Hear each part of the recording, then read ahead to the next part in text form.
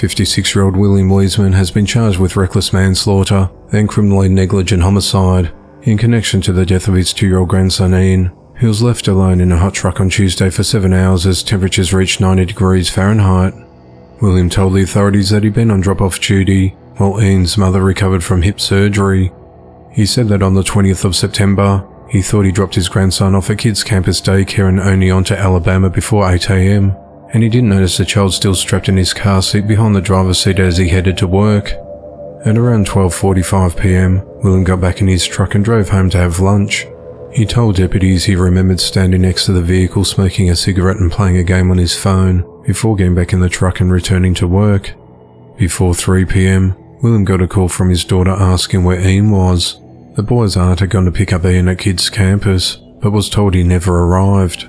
William said he insisted to his daughter that he dropped Ian off, then got back in his truck and drove to the daycare centre. Upon arrival, Ian's aunt came out to William's truck and found Ian deceased in the back driver's seat. Blount County District Attorney Pamela Casey said William returned to the truck and drove it 3 times that day, but told the authorities that he didn't see the child until he was discovered dead. He went back to daycare thinking he had left the child there. From the time he picked the child up until the time he returned to the daycare, she said. These are not intentional acts. These are negligent acts and/or reckless acts, she said. Casey, who has 2 young children of her own, fought back tears when she was asked about the emotions surrounding the child's death. It's awful. My heart breaks for this family, she said. Human remains found in 2 suitcases in a Brooklyn, New York apartment are believed to be those of 22-year-old Daisy Johnson. At around 1:40 p.m. on the 21st of September, officers responded to an apartment complex on the corner of Linwood Street and Atlantic Avenue to conduct a welfare check on Daisy after she hadn't been seen for almost a week and a fetid stench emanated from her apartment. When officers entered her residence, a large amount of blood was found inside. Deputies located 2 suitcases next to a bathtub, stuffed with body parts believed to belong to Daisy.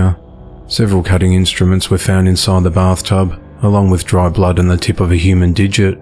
Neighbours said the young victim, identified by relatives as Daisy Johnson, had long been violently abused by a 23-year-old boyfriend, and that she'd gotten an order of protection against him in March, but to no avail. He's now the subject of a police manhunt and considered a person of interest in the slaying. Neighbour and friend Stephanie Harris said, "My head hurts, my heart hurts, my eyes hurt from crying. Maybe 5-6 days ago I seen her, but before that, they were having problems real bad." She said for 2 years he was beating on her, broke her apartment down, broke her legs and broke her ribs.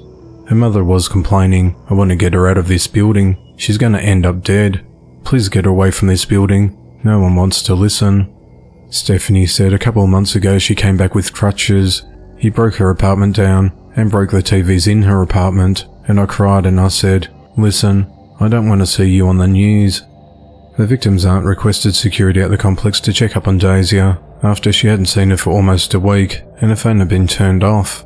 Security guards had tried knocking on Daisy's apartment door to check up on her, but her boyfriend and another man refused to let them in, prompting the guards to threaten to call the police. When the guards briefly left the 6th floor apartment, the 2 men made their getaway lugging a duffel bag. As soon as the 2 men left, security returned to the apartment, where they found a meat cleaver, blood in the bathroom, and smelled a foul odour. New York Chief of Detectives James Essig said that security has keys to get into a place. They have the master keys and they walk in, and they see blood all over the place, and they pull back out immediately and call 911. James says she's dead on arrival, chopped up, and we're waiting for the medical examiner to determine the exact cause of death. We know that there were 2 males who security's helping us to identify. They came out of that apartment before we got in, he added. The authorities believe the body was dismembered in the bathtub. Daisy said to Stephanie, "I gotta go. I feel like my time is almost up." Neighbours allegedly heard Daisy's boyfriend say to her, "The only way out is your mother's gonna bury you, bitch." The investigation into the matter continues.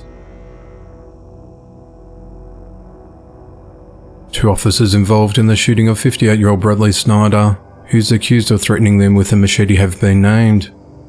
On the 23rd of September, the Shreveport Police Department in Louisiana announced that officers Samantha Gwynn and Amanda Gill were placed on administrative leave until the completion of an investigation into the incident.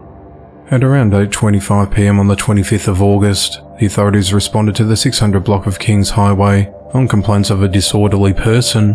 When officers Samantha and Amanda arrived at the scene, they were confronted with Bradley, who was holding a machete.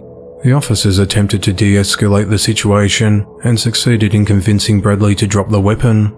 The situation turned bad when Bradley picked the machete back up and charged at the officers, who then discharged the guns, striking him several times in the leg.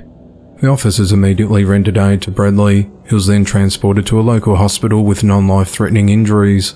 Bradley was booked into the Caddo Correctional Centre and has been charged with 2 counts of aggravated assault of a peace officer and 2 counts of resisting an officer.